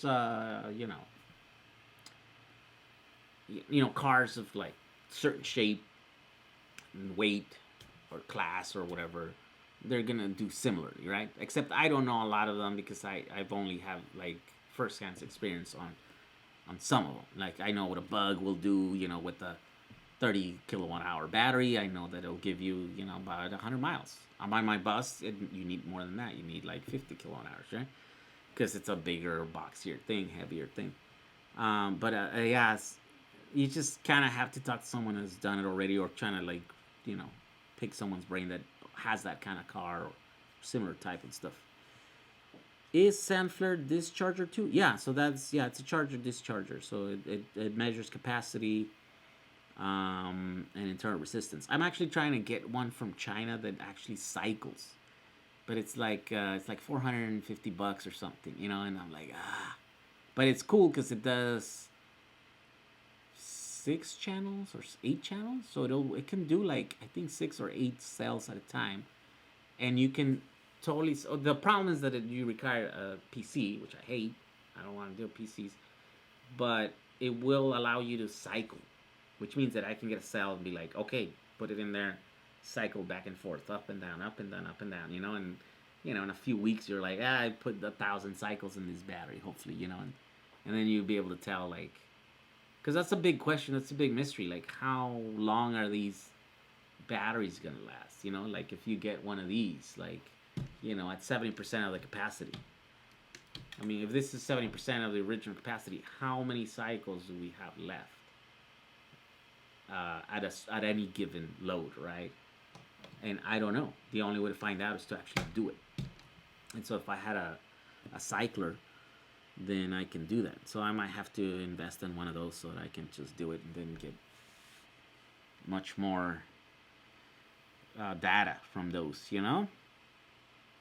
What kind of lighting are you using on you? So I'm using two video lights that are shining away from me into the wall, and then the wall is bouncing back into my face. They're cheap lights. And then this camera is the old one, the GH4. The GH5, which is being hopefully fixed. I haven't heard from them.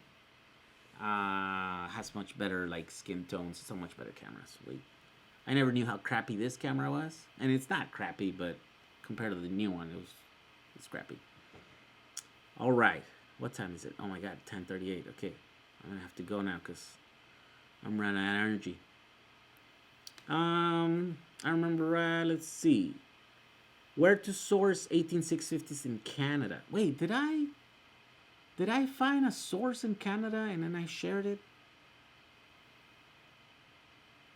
Oh no. I thought I found a source in Canada, and then once I looked, the guy wanted too much money for the batteries. Like he was selling like, I thought he was selling like boxes of like 100 cells for like, I don't know, $200 or something. And I thought, well, this is a good price, But he wasn't. He was selling like 2 batteries for $20 or some dumb like that. But he was in Canada, and I thought I had found someone. Engineer Isaac says, honestly, an electric longboard is easy. You can poach a lot of drone tech to solve your issues. Yeah, so the thing is that I'm trying to do like a compelling product, right? So something that's cheaper than what's in the market, right? And then that is easy to build. So affordable, easy to build, so that doesn't require you any special tools or any special knowledge. I mean, it's cool to learn things, right? But if you don't have to, you can just get a thing and hack it and get something that's made for something else. And so that's what I was trying to do with that hoverboard one. It's like they're expensive. Like those motors are expensive. In that size, they don't exist. You would have to pay a bunch of money for them. Well, except if you take some from over here. And now we're just trying to make them